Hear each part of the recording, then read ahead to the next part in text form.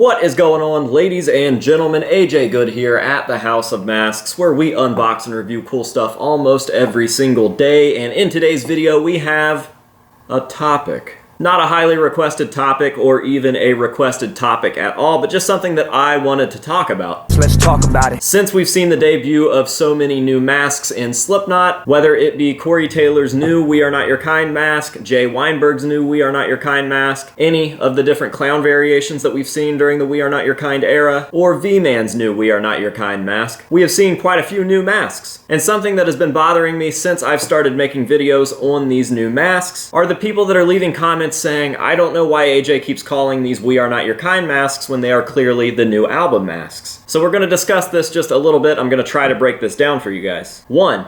These are We Are Not Your Kind masks. How do I know that? Well, it's simple. They debuted during We Are Not Your Kind, and they are being used during We Are Not Your Kind. They can't be new album masks if the new album doesn't exist. We aren't in a new era, we're not in a new cycle, we don't have the new album. Could Corey, Jay, V-Man, and Clown end up using these masks for the new album? Yes, absolutely. We have seen this done before. A great example would be Sid Wilson using the mask that he ended up using for 0.5 The Gray Chapter for the most part during an All Hope Is Gone era show. Do I personally think that these are going to be the masks for the next album? No, I don't. It is a very, very rare occurrence that a band member premieres a mask for a certain album before that album cycle. In fact, the example I gave about Sid's mask earlier, what we come to know as the 0.5 mask actually being used during the All Hope Is Gone era, is the last time that I can think of this happening. Any other time prior to that, it was sometime between Self-Titled and Iowa. We would see Jim reusing jesters during Iowa that he used during Self-Titled, or Joey still updating masks from the Self-Titled era during Iowa. And for the people that are saying, well, AJ, they've never just switched masks between albums, that is simply not true.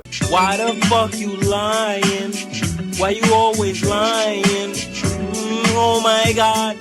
Stop fucking lying. We have seen almost every single member switch their mask between albums. Whether it's Joey during the Self-Titled and Iowa album having a shitload of different masks, Jim swapping between 3 separate sculpts during the Iowa era, all with various finishes, or even some more recent ones like Clown switching from the leather bondage hood with a clown nose to the clear plastic female clown. Or even more recent than that, we see Corey Taylor switch from this mask to this mask during 0.5 The Gray Chapter. Now, I get that those masks are both ripped face masks, but one of them looks like a mutant and one of them looks like an old man. It is definitely not uncommon to see Slipknot members switching their masks mid-cycle. It has happened since Self-Titled, and it will continue to happen past whatever album we get next. You can't use that as a valid argument because it's not valid. So could these all be the new album masks? Yes, absolutely. But right now, these are We Are Not Your Kind masks. There's just no arguing with that. They debuted during the We Are Not Your Kind era. They are being used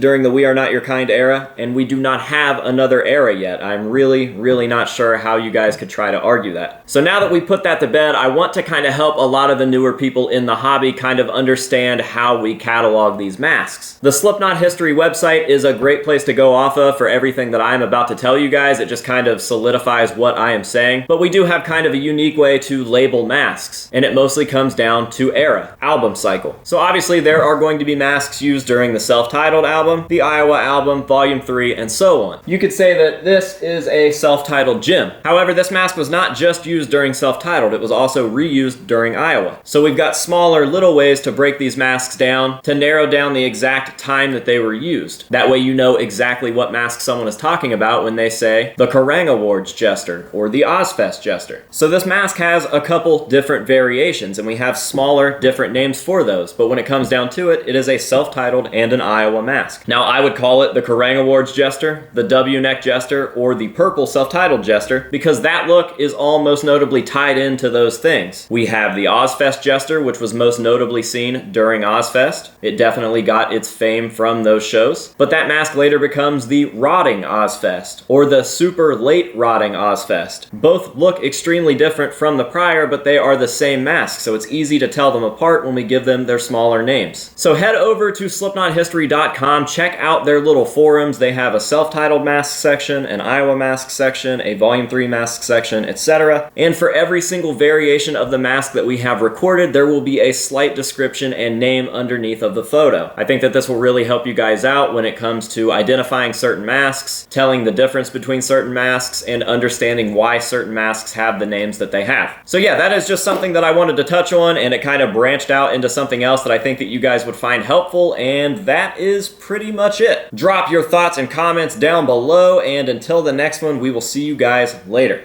Peace.